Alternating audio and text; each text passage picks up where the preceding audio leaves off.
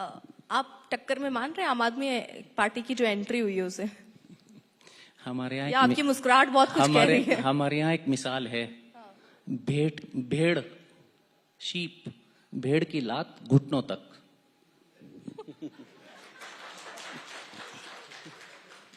दिनेश जी भी केवल मुस्कुरा रहे हैं। जवाब मैंने तो कहा ना कि इनको ये गलतफहमी बनी रहनी चाहिए। कल जब चंडीगढ़ के रिजल्ट्स आए उससे पहले इनकी गलतफहमी ऐसी बनी हुई थी। देखिए मेरा फोकस बीजेपी से बात करने पर है। आपने अपनी बात रखी, मैंने पूरे टाइम दिनेश दिया। जी ये बड़ी बात कह रहे हैं, वो कह रहे हैं बात करना भी वो केवल बीजेपी के साथ कर रहे हैं, आम आदमी पार्टी के साथ तो बात भी नहीं करना चाह रहे हैं। ये इनका अहंकार है, ये इनका अहंकार है और मेरे को लगता है कि इसका जवाब जनता जरूर देगी जैसा अहंकार इन्होंने दिखाया। और मेरा तो ये मानना है कि लोग कांग्रेस को जो वोट दे रहे हैं वो इनडायरेक्ट वे में बीजेपी को ही दे रहे हैं, क्योंकि इनके विधायकों को तो ये भरोसा नहीं है कि जीतने के बाद ये कितनी देर में भाजपा भारतीय जनता पार्टी में शामिल हो जाएंगे। पिछले दिनों करीबन 190 विधायक। आपने तो अलग नैरेटिव सेट कर दिया। यहाँ पर ओवैसी को बी टीम बोला जाता था, एबी का बहुत खेल चल रहा था, आपने यहाँ बीजेपी और कांग्रेस को ही एबी बना दिया है। देखिए, आप पिछले दिनों भारतीय जनता पार्टी के 190 विधायक कांग्रेस में शामिल हुए हैं, तो क्या ये गारंटी के साथ बोल सकते हैं कि आज जो विधायक इनके उत्तराखंड में जीतेंगे वो इनकी पार्टी में रहेंगे? कोई गारंटी नहीं ले सकता। हो सकता है कि वो जीत के फिर भारतीय जनता पार्टी की सरकार बना दें।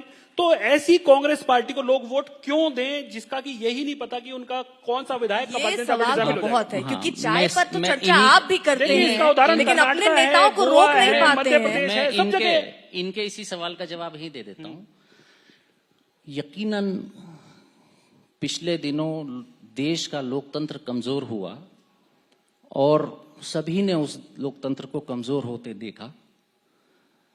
पार्टियों में शिफ्टिंग्स हुई और उसकी गलती हमेशा सेंटर पर रहेगी, बनी रहेगी।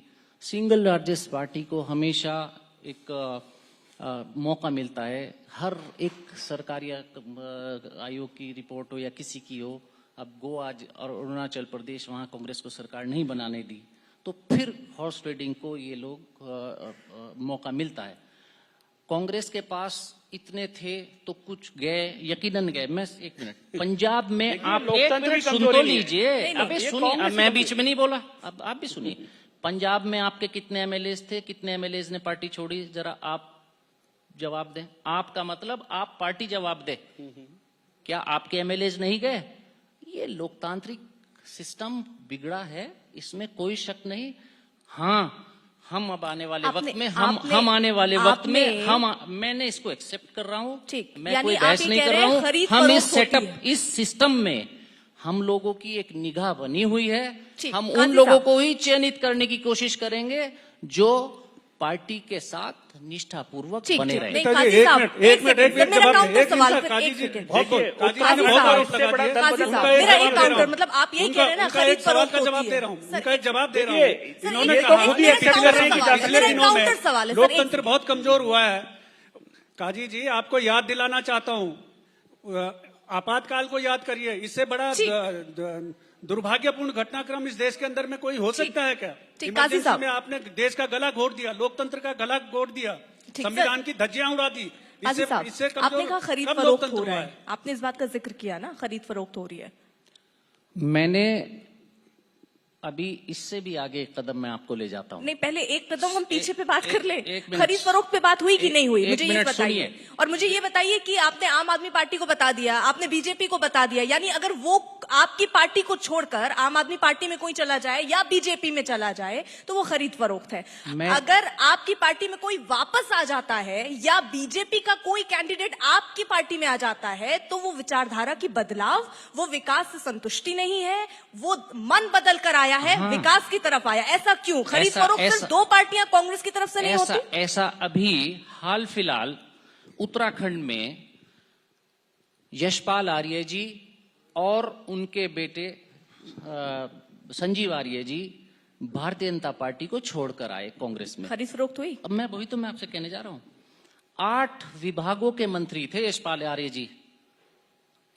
कौन जरा सा दिमागदार इंसान ये कहेगा कि 8 विभागों का मंत्री छोड़कर आएगा विपक्ष में? इसमें खरीद फरोख्त मंत्री रहे, ये कहाँ विचार? बीच में एक मिनट, अब आप एक बात सुनिए। आपको फिर मैं कह रहा हूँ बीच में मौका, कब छोड़े? अब एक बात सुनिए, कौन छोड़कर आएगा?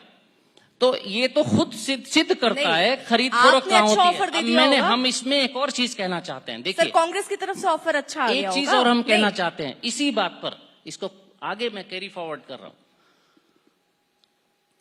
लोकायुक्त बिल उत्तराखंड में कांग्रेस लाई थी, इन्होंने लोकायुक्त गायब कर दिया। 100 दिन में फिर इन्होंने लोकायुक्त लाने की बात कही थी। हम उसको पिछले 5 साल से ढूंढ रहे हैं कि वो विधानसभा में टेबल हुआ, और टेबल होने के बाद हमने सर्वसम्मति से, हमारे नेता प्रतिपक्ष ने, कांग्रेस ने उसको सपोर्ट किया। अचानक ही संसदीय कार्य मंत्री उठते हैं और कहते हैं इसको सेलेक्ट कमेटी को सौंप दिया जाए। सेलेक्ट कमेटी को सौंप दिया, फिर वो टेबल हुआ, फिर टेबल होने के बाद गायब हो गया। मैं इस लोकायुक्त बिल को इस समय, इस वक्त, इस प्लेटफॉर्म पर इस वक्त याद यूं कर रहा हूं कि अगर मजबूत लोकायुक्त होगा तो भ्रष्टाचार नहीं होगा, और भ्रष्टाचार नहीं होगा तो यकीनन खरीद फरोख्त नहीं होगी।